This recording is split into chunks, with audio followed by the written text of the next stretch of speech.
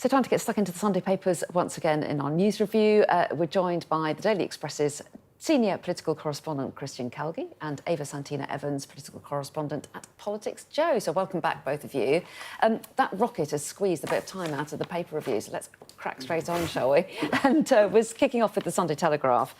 Christian, this story focuses on warnings from economists. What are they saying?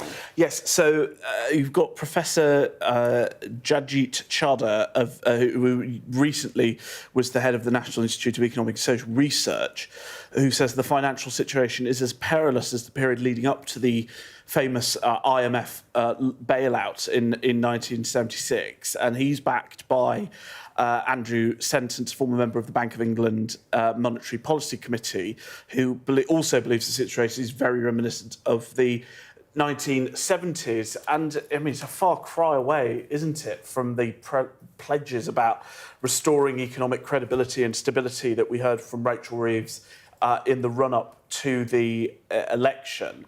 And this is also related to the bond yields issue, which we've got, where the cost of borrowing has soared actually well beyond what it did even during Liz Truss's mini-budget. And whilst there are slightly different circumstances around that as an economic crisis versus right now, it actually feels like, you know, the cost of borrowing was rising anyway. Liz Truss rose it a bit and it dipped, but now we're continuing on that path, and it does feel quite perilous. And actually, it feels like the best Rachel Reeves can now hope for is actually limping through to the next election without having a recession. But my goodness, if we go into one, Labour will reminisce about the current situation as a high point of their time in government.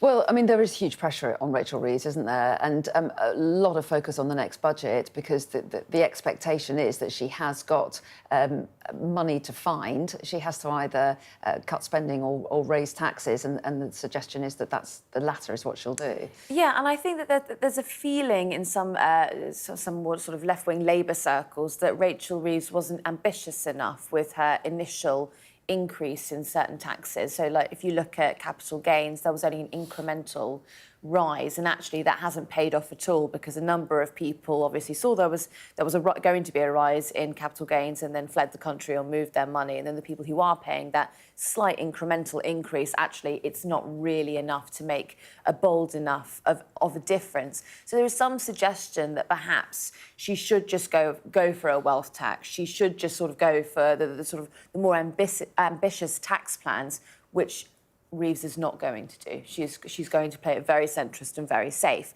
It's likely that you're going to see sin taxes on the increase. So alcohol, cigarettes, anything that you might enjoy in your free time, that'll have this sort of, at the point of purchase, you'll see the tax increase then. And then we've also heard about a potential mansion tax, haven't we, which is homes over, was it 500,000, was it? It was very sort of up in the air that would see a larger tax. But I mean, obviously you've got to find cash somewhere, and her headroom has vanished. It vanished the moment that Trump decided to increase import taxes. Yeah, and the U-turns on welfare cuts and winter fuel, which has all contributed to the fact that she's now got another £50 billion black hole, which, and she of course promised that the last budget would be a one-off in terms of tax rises, and now she's coming back for more, and I'm afraid that is largely on her. Let's move to the Observer, because we don't have a huge amount of time, and the protests outside migrant hotels has been the story of the weekend, and the Observer is going with this. Ava. Yes, so this is following the fallout of the Bell Hotel that was closed in Epping, the number of people who've taken to the streets, and the Observer have got this story. They sort of centred it around an incident in a cafe where there is someone who's very pro-migration, someone very anti-migration, battling in a cafe. It sort of has all the hallmarks, really, of where Britain is, I suppose, at the moment. divided and there doesn't seem to be a lot of common ground.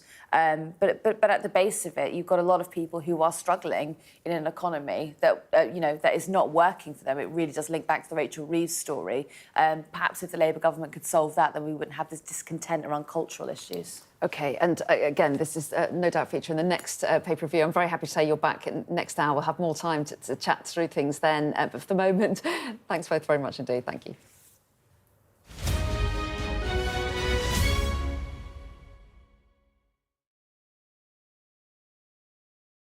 Fire, shouts the commander.